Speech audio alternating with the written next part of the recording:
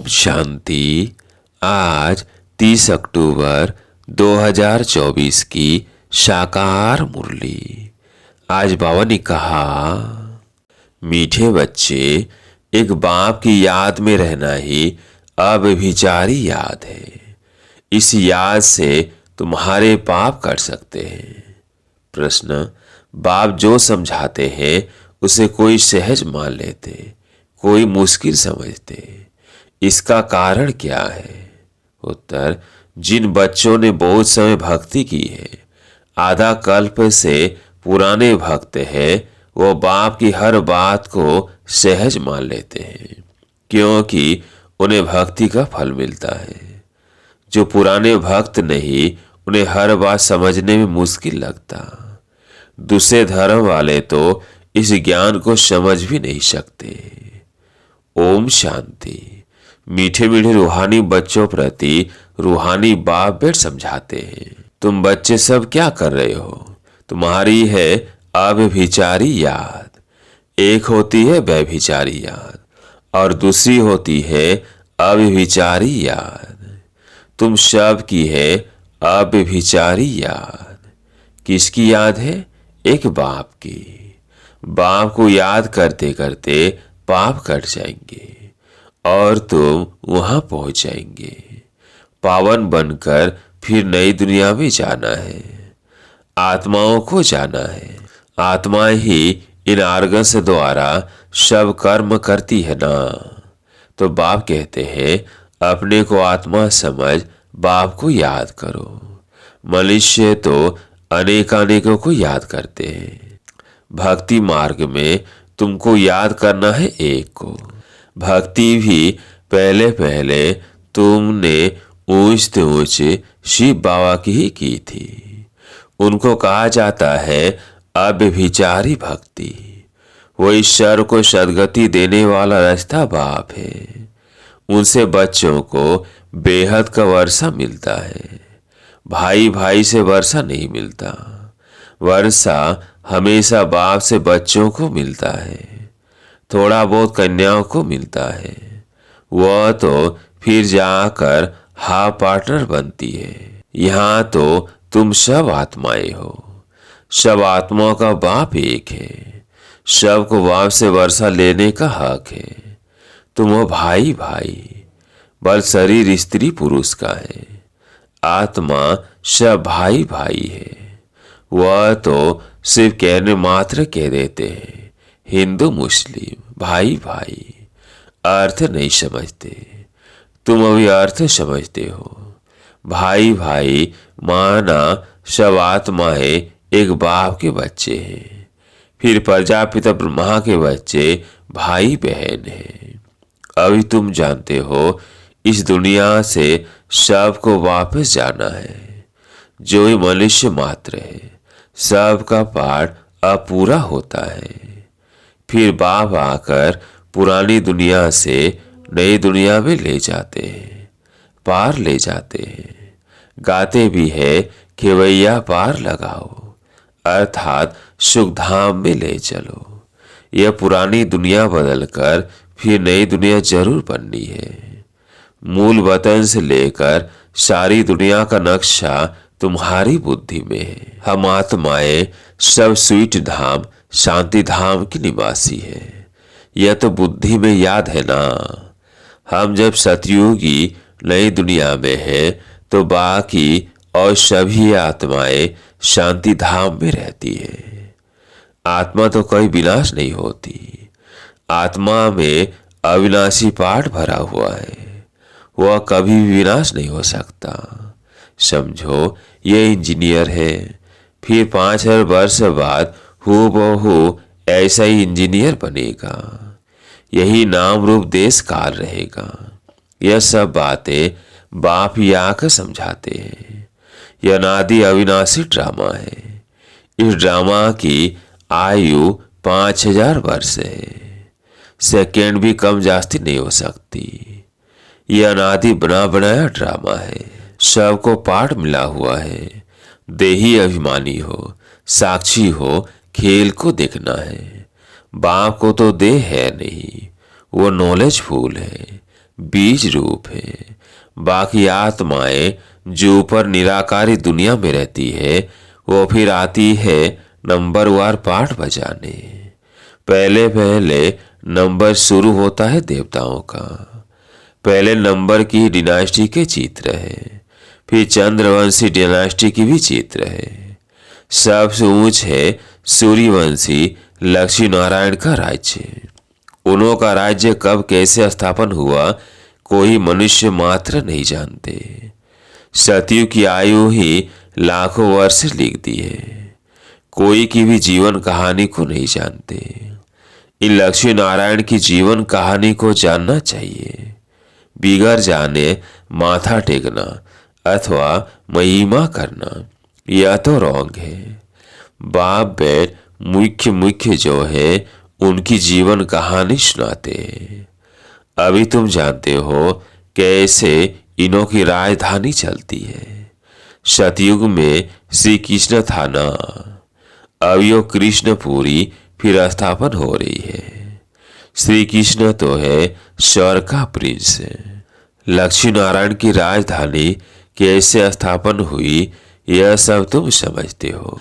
नंबरवार माला भी बनाते हैं। फलाने फलाने माला के दाने बनेंगे, परंतु चलते चलते फिर हार भी खा लेते हैं। माया हरा देती है। जब तक सेना में है कहेंगे यह कमांडर है, यह फलाना है, फिर मर पड़ते हैं। यहां मरना अर्थात अवस्था कम होना, माया से हारना, खत्म हो जाते हैं। आश्चर्य सुनंती कथंती भागंती ओहो मोम माया फारकती देवंती हो जाते हैं। मर जीवा बनते हैं। बाप का बनते हैं, फिर राम राज्य से रावण राज्य में चले जाते हैं। इस पर ही फिर युद्ध दिखलाई है कौरव और पांडवों की। फिर असुरों और देवताओं की भी युद्ध दिखाई है। एक युद्ध दिखाओ ना, दो क्यों? बाप समझाते हैं यहाँ की ही बात है। लड़ाई तो हिंसा हो जाती, यह तो है ही अहिंसा परमो देवी देवता धर्म। तुम अभी डबल अहिंसक बनते हो। तुम्हारी है योग बल की बात। हथियारों आदि से तुम कोई को कुछ करते नहीं। वो ताकत तो कृष्ण में भी बहुत है। रसिया और अमेरिका दो भाई हैं। इन दोनों की कंपटीशन बम शादी बनाने की। दोनों एक दो से ताकत वाले हैं। इतनी ताकत है अगर दोनों आपस में मिल जाए तो सारी वर्ल्ड पर राज कर सकते हैं। परंतु लॉ नहीं है जो बाहुबल से कोई विश्व पर राज्य पा सके। कहानी भी दिखाते हैं, दो बिल्ले आपस में लड़े, मक्खन बीच में तीसरा खा गया। यह सब बातें अब बाप समझाते हैं। यह थोड़ी कुछ जानता था। यह चित्र आदि भी बाप ने ही दिव्य दृष्टि से बनवाए हैं और अब समझा रहे हैं। वो आपस में लड़ते हैं। सारे विश्व की बादशाही तुम ले लेते हो। वो दोनों है बहुत पावरफुल, जहां तहां आपस में लड़ा देते हैं, फिर मदद देते रहते हैं, क्योंकि उनों का भी व्यापार है जबरदस्त। सो जब दो बिल्ले आपस में लड़े तब तो बारूद आदि काम आए। जहां तहां दो को लड़ा देते हैं। यह हिंदुस्तान पाकिस्तान पहले अलग था क्या? दोनों इकट्ठे थे। यह सब ड्रामा में नूंद है। अभी तुम पुरुषार्थ कर रहे हो योग बल से विश्व का मालिक बने। वो आपस में लड़ते हैं। मक्खन बीच में तुम खा लेते हो। माखन अर्थात विश्व की बादशाही तुमको मिलती है और बहुत ही सिंपल रीति मिलती है। बाप कहते हैं मीठे मीठे बच्चों, पवित्र जरूर बनना है। पवित्र बन पवित्र दुनिया में चलना है। उनको कहा जाता है वॉइसलेस वर्ल्ड, संपूर्ण निर्विकारी दुनिया। हर एक चीज सतो प्रधान, सतो रजो तमो में जरूर आती है। बाप समझाते हैं तुम्हारे में यह बुद्धि नहीं थी, क्योंकि शास्त्रों में लाखों वर्ष से कह दिया है, भक्ति है ही अज्ञान अंधियारा। यह भी पहले तुमको पता थोड़ी था, अब समझते हो। वो तो कह देते कलयुग अभी 40,000 वर्ष और चलेगा। अच्छा, 40,000 वर्ष पूरा हो फिर क्या होगा, किसको ये पता नहीं है। इसलिए कहा जाता है अज्ञान नींद में सोए हुए हैं। भक्ति है अज्ञान। ज्ञान देने वाला तो एक ही बाप ज्ञान का सागर है। तुम हो ज्ञान नदियाँ। बाप आकर तुम बच्चों को अर्थात आत्माओं को पढ़ाते हैं। वह बाप भी है, टीचर भी है और सदगुरु भी है। और कोई भी ऐसे नहीं कहेंगे ये हमारा बाप टीचर गुरु है। यह तो है बेहद की बात। बेहद का बाप टीचर सदगुरु है। खुद बैठ समझाते हैं, मैं तुम्हारा सुप्रीम बाप हूँ, तुम सब हमारे बच्चे हो। तुम भी कहते हो बाबा आप वही हो। बाप भी कहते हैं तुम कल्प कल्प मिलते हो। तो वह परम आत्मा सुप्रीम, वो आकर बच्चों को सब बातें समझाते हैं। कलयुग की आयु 40,000 वर्ष और कहना बिल्कुल गपोड़ा है। 5,000 वर्ष में सब आ जाता है। बाप जो समझाते हैं तुम मानते हो, समझते हो। ऐसे नहीं कि तुम नहीं मानते। अगर नहीं मानते तो यहाँ नहीं आते। इस धर्म के नहीं है तो फिर मानते नहीं है। बाप ने समझाया है सारा मदार भक्ति पर है। जिन्होंने बहुत भक्ति की है तो भक्ति का फल भी उन्हों को मिलना चाहिए। उन्हों को ही बाप से बेहद का वर्षा मिलता है। तुम जानते हो हम सो देवता विश्व के मालिक बनते हैं, बाकी थोड़े रोज है। इस पुरानी दुनिया का विनाश तो दिखाया हुआ है और कोई शास्त्र में ऐसी बात है नहीं। एक गीता ही है भारत का धर्म शास्त्र। हरेक को अपना धर्म शास्त्र पढ़ना चाहिए और वह धर्म जिस द्वारा स्थापन हुआ उनको भी जानना चाहिए। जैसे क्रिश्चियन क्राइस्ट को जानते हैं, उनको ही मानते हैं, पूजते हैं। तुम आदि सनातन देवी देवता धर्म के हो तो देवताओं को ही पूजते हो, परंतु आजकल अपने को हिंदू धर्म का कह देते हैं। तुम बच्चे अब राजयोग सीख रहे हो। तुम राह ऋषि हो, वो है हठ योग ऋषि। रात दिन का फर्क है। उन्हों का संन्यास एक अच्छा हद का, सिर्फ घर बार छोड़ने का। तुम्हारा संन्यास वह वैराग्य है सारी पुरानी दुनिया को छोड़ने का। पहले पहले अपने घर स्वीट होम में जाकर फिर नई दुनिया सतयुग में आएंगे। ब्रह्मा द्वारा आदि सनातन देवी देवता धर्म की स्थापना होती है। अभी तो यह पतित पुरानी दुनिया है। यह समझने की बातें हैं, बाप द्वारा पढ़ते हैं। यह तो जरूर रियल है ना। इसमें निश्चय न होने की तो बात ही नहीं। यह नॉलेज बाप ही पढ़ाते हैं। वो बाप टीचर भी है, सच्चा सदगुरु भी है, साथ ले जाने वाला। वो गुरु तो आधा पर छोड़कर चले जाते हैं। एक गुरु गया तो दूसरा गुरु करेंगे। उनके चेले को गद्दी पर बिठाएंगे। यह तो है बाप और बच्चों की बात। वो फिर है गुरु और चेले के वर्षे का हक। वर्षा तो बाप का ही चाहिए ना। शिव बाबा आते ही भारत में। शिवरात्रि और श्री कृष्ण की रात्रि मनाते हैं ना। शिव की जन्म पत्री तो है नहीं, सुनाए कैसे? उनकी तिथि तारीख तो होती नहीं। श्री कृष्ण जो पहला नंबर वाला है उनकी दिखाते हैं। दीपावली मनाना तो दुनिया के मनुष्यों का काम है। तुम बच्चों के लिए थोड़ी दीपावली है। हमारा नया वर्ष नई दुनिया सतयुग को कहा जाता है। अभी तुम नई दुनिया के लिए पढ़ रहे हो। अभी तुम हो पुरुषोत्तम संगम युग पर।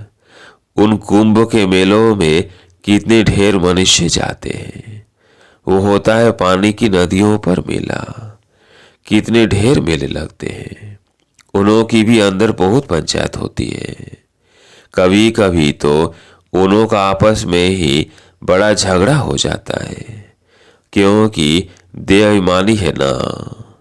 यहाँ तो झगड़े आदि की बात ही नहीं। बाप शिव कहते हैं, मीठे मीठे लाडले बच्चों, मुझे याद करो।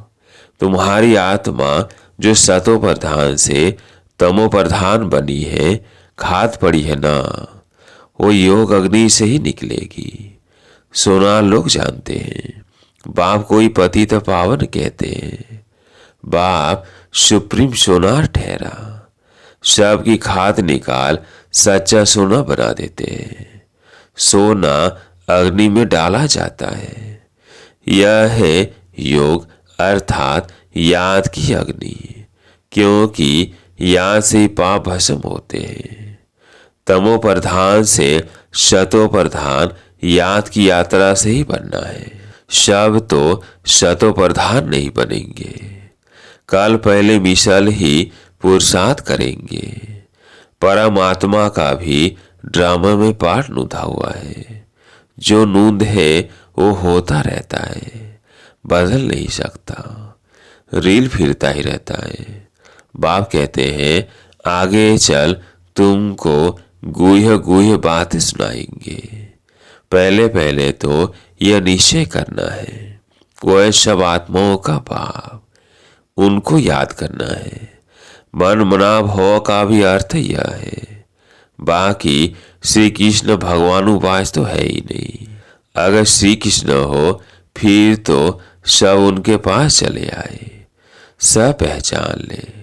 फिर ऐसे क्यों कहते कि मुझे कोटों में कोई जानते हैं। यह तो बाप समझाते हैं, इसलिए मनुष्यों को समझने में तकलीफ होती है। आगे भी ऐसा हुआ था। मैंने ही आकर देवी देवता धर्म की स्थापना की थी। फिर ये शास्त्र आदि सब गुम हो जाते हैं। फिर अपने समय पर भक्ति मार्ग के शाख आदि सब वो ही निकलेंगे। सतयुग में एक भी शास्त्र नहीं होता। भक्ति का नाम निशान नहीं। अभी तो भक्ति का राज्य है। सबसे बड़े ते बड़े हैं श्री श्री 108 जगत गुरु कहलाने वाले। आजकल तो 1008 भी कह देते हैं। वास्तव में यह माला है यहाँ की। माला जब फेरते हैं तो जानते हैं फूल निराकार है, फिर है मेरू। ब्रह्मा सरस्वती युगल दाना, क्योंकि प्रवृत्ति मार्ग है ना। प्रवृत्ति मार्ग वाले निवृत्ति मार्ग वालों को गुरु करेंगे तो क्या देंगे। हठ योग सीखना पड़े। वह तो अनेक प्रकार के हठ योग है। राजयोग है ही एक प्रकार का। याद की यात्रा है ही एक, जिसको राजयोग कहा जाता है। बाकी और सब है हठ योग, शरीर की तंदुरुस्ती के लिए। यह राजयोग बाप ही सिखलाते हैं। आत्मा है फर्स्ट, फिर पीछे है शरीर। तुम फिर अपने को आत्मा के बदले शरीर समझ उल्टे हो पड़े हो। अब अपने को आत्मा समझ बाप को याद करो तो अंतमति सोगति हो जाएगी। अच्छा, मीठे मीठे सिकिलदे बच्चों प्रति माता पिता बाप दादा का याद प्यार और गुड मॉर्निंग। रूहानी बाप की रूहानी बच्चों को नमस्ते। हम रूहानी बच्चों की रूहानी बाप दादा को याद प्यार गुड मॉर्निंग, नमस्ते नमस्ते। धारणा के लिए मुख्य सार। पहला पॉइंट है, इस अनादि अविनाशी बने बनाए ड्रामा में हरे के पाठ को देही अभिमानी बन साक्षी होकर देखना है। अपने स्वीट होम और स्वीट राजधानी को याद करना है। इस पुरानी दुनिया को बुद्धि से भूल जाना है। दूसरा पॉइंट है, माया से हारना नहीं है। याद की अग्नि से पापों को नाश कर आत्मा को पावन बनाने का पुरुषार्थ करना है। आज प्यारे मीठे बाबा का वरदान, दीपमाला पर यथार्थ विधि से अपने दैवी पद का आह्वान करने वाले पूज्यात्मा भव। दीपमाला पर यथार्थ विधि से अपने दैवी पद का आह्वान करने वाले पूज्यात्मा भव। दीपमाला पर पहले लोग विधि पूर्वक दीपक जगाते थे, दीपक बुझे नहीं यह ध्यान रखते थे, घृत डालते थे, विधि पूर्वक आह्वान के अभ्यास में रहते थे। अभी तो दीपक के बजाय बल्ब जगा देते हैं, दीपमाला नहीं मनाते। अब तो मनोरंजन हो गया है। आह्वान की विधि अथवा साधना समाप्त हो गई है। स्नेह समाप्त हो सिर्फ स्वार्थ रह गया है। इसलिए यथार्थ दाता रूपधारी लक्ष्मी किसी के पास आती नहीं। लेकिन आप सभी यथार्थ विधि से अपने दैवी पद का आह्वान करते हो, इसलिए स्वयं पूज्य देवी देवता बन जाते हो। स्लोगन, सदा बेहद की प्रीति, दृष्टि और स्थिति हो, तब विश्व कल्याण का कार्य संपन्न होगा। सदा बेहद की प्रीति, दृष्टि और स्थिति हो, तब विश्व कल्याण का कार्य संपन्न होगा। अच्छा, ओम शांति।